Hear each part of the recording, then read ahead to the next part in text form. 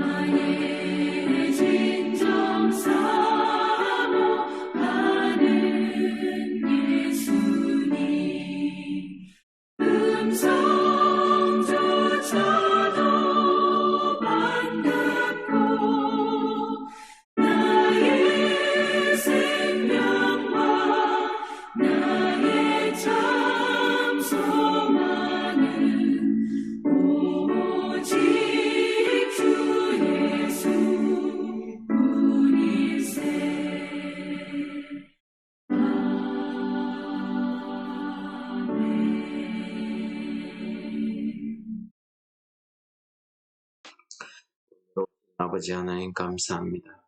오늘 거룩한 주일날 무엇보다도 우리가 주 앞에 제일 먼저 나서 기도하며 또 주의 말씀을 듣고 주를 찬양하는 그런 시간을 가지게 하심을 감사합니다.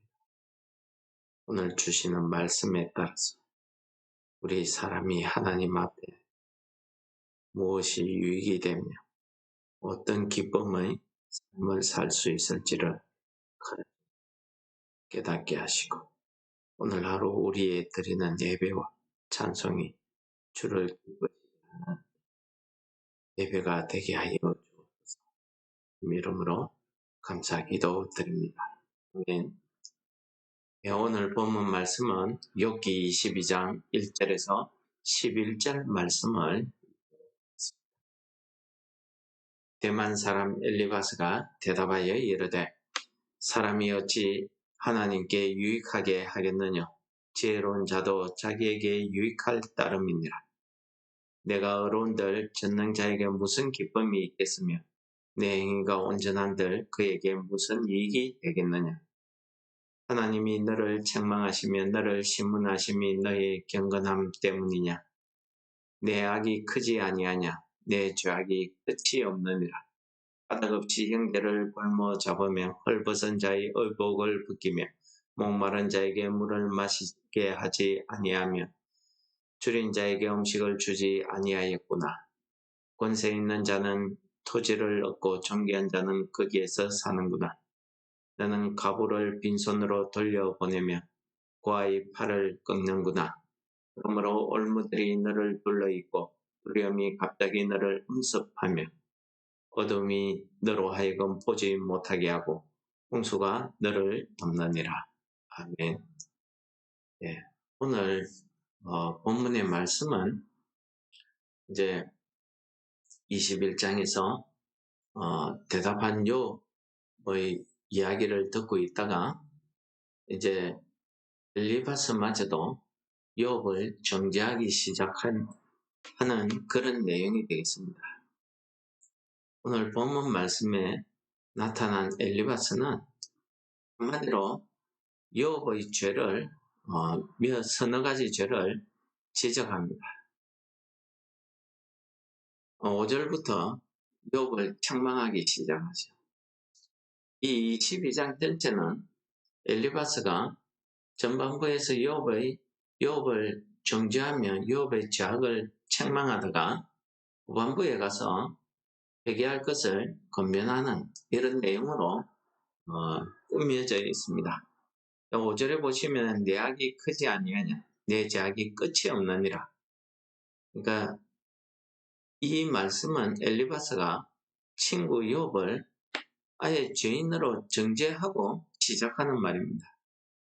그러한 욥의 너의 죄악이 무엇이냐 하는 것을 서너 가지로 이야기합니다. 첫째는 까닭없이 형제를 볼모 잡고 헐벗은 자의 의복을 벗기고, 그러니까 부자니까 돈을 빌려주면서 그 담보물을 잡았다는 거죠. 목마른 자에게 물을 마시게 하지 아니하고 줄인 자에게 음식을 주지 아니했구나. 자기 혼자만 배불리 먹고 가난한 자들을 돌아보지 않았다는 것입니다. 그는 힘을 가지고 권세 있는 자, 부자가 되어서 토지를 많이 얻었고 존귀한 자가 거기 사는구나. 그렇게 얻은 땅 위에 집을 짓고 있다는 것입니다. 가부를 빈손으로 돌려보내며 고아의 팔을 꺾는구나. 약한 자의 것을 약탈했다는지 앗았다. 그러기 때문에 지금 너가 고난을 받고 있다는 거죠. 그 고난의 내용이 뭡니까? 10절부터 이야기합니다. 올무들이 너를 둘러 있고 두려움이 너를 엄습했고 어둠이 너로 하여금 보지 못하게 하고 홍수가 너를 덮느니라. 그러니까 어둠이 눈앞을 가리고 있기 때문에 전혀 자기가 지금 어느 상태인지를 알지 못한다. 그 죄악이 얼마나 크다 하는 것을 이렇게 이야기하고 있습니다. 이 대만 사람 엘리바스는 친구들 중에 나이도 많고 또 신앙도 믿음도 좋은 사람인 것 같습니다. 신사적이고 이런 사람인데 이런 사람마저도 이제는 욥을 정죄하기 시작. 욥을 죄인이라고 딱 정해놓고 그 죄들을 일일이 나열한 것이죠. 오늘 엘리바스가 이야기하는 내용을 가만히 읽어보시면은 엘리바스는 사람이 하나님께 유익할 수 없다고 이야기합니다. 유익하다는 그 의미가 무엇이겠습니까? 사람이 하나님을 기쁘시게 한다. 사람이 하나님께 영광 돌린다. 이런 게 있을 수 없다는 것입니다. 왜요? 하나님은 절대적이지 또 완전하시기 때문에 무언가 부족함이 있어서 사람들을 통해서 채워야 되는 그런 존재가 아니라는 거지. 스스로 가지고 있는 것으로 모든 것을 충족하는, 만족하는 그런 분이시다 하는 것을 이야기하고 있습니다. 지혜로운 자도 하나님 앞에 자기의 지혜를 통해서 하나님 앞에 영광 돌리고 하나님께 유익이 되는 무언가를 할 수 있느냐 하기 위해서 그의 지혜를 베풀어도 결국은 그 지혜는 그 지혜로운 자를 위해서만 유익할 뿐이지 하나님께는 아무런 도움이 안 된다는 것을 이야기합니다. 그러므로 욥 네가 이야기하듯이 내가 그렇게 어렵다, 그렇게 행위가 온전하다 한들 하나님께 무슨 유익이 되겠냐는 것을 이야기합니다. 그러므로 지금 너가 고통받고 있는 것은 하나님께서 너를 책망하시고 너를 심문하는 것이지 너가 경건한데도 하나님이 너를 책망하고 심문하는 거 아니다. 고난을 주는 거 아니다. 그런 이야기죠. 그러면서 욥을 아예 죄인으로 정해두고 그의 죄를 멸하는 이런 내용이 오늘 본문 말씀의 내용입니다. 엘리바스의 태도가 편협적이고 한쪽으로 치우쳐 있는 그런 관점에서 친구의 고통을 바라보기 때문에 오늘과 같은 이런 어처구니 없는 일을 하게 되었던 것입니다. 하나님께서는 오늘 엘리바스의 말 가운데 오늘 2절, 3절에 나타나 있는 하나님의 그 절대성이라고 할까요? 하나님 스스로의 충족이라고 할까요? 그런 하나님의 절대성을 아주 표현하고 있습니다. 그래서 하나님께서는 사람에게 어떤 혜택을 받아서 사람의 헌금이나 이런 돈을 받아가지고 하나님이 그것 때문에 만족하시는 그런 분이 아니시라는 것입니다. 하나님은 절대로 완전하시기 때문에 하나님은 사람의 그런 도움이나 이런 것이 전혀 필요 없으신 그런 분이시다 하는 것을 2절에 표현한 것입니다. 사람이 어찌 하나님께 유익하겠느냐. 바로 그런 말씀입니다. 그러나 우리는 어떻습니까? 우리는 하나님의 은혜가 없으면 우리는 이 땅을 살아가기 힘듭니다. 하나님을 믿는 사람이든 믿지 않는 사람이든 다 마찬가지입니다. 하나님께서 그 태양의 빛을 선인이나 악인에게 공히 허락해 주시는 것은 바로 우리 사람이라는 존재는 하나님의 은혜를 잊고 살아간다는 것을 보여주는 예가 아니겠습니까? 시편 116편 12절에서는 여호와께서 내게 주신 모든 은혜를 무엇으로 보답할꼬? 라고 찬송하고 있지만은 사람이 하나님의 그 은혜를 무엇으로 갚겠습니까? 갚을 길이 없다는 것을 표현하고 있는 거 아니겠습니까? 로마서 11장 35절에서도 누가 주께 먼저 드려서 갚으심을 받겠느냐 합니다. 주께 우리가 헌금이나 이런 여러 가지 내 몸을 드린다 할지라도 하나님의 은혜에 갚음을 할 수가 없다는 것입니다. 결국 우리는 우리의 의로운 행동이 하나님을 기쁘시게 할 수는 있으나 그것 때문에 하나님이 더 어려워지거나 이런 것이 아니라는 사실을 이야기한 것이죠. 하나님은 절대로 완전하시기 때문에 사람들의 힘이나 무엇이 필요한 그런 분이 아니시라는 것을 이야기하고 있습니다. 요한복음에 보시면은 예수님께서 길을 가시다가 한 맹인을 만나게 됩니다. 이 맹인은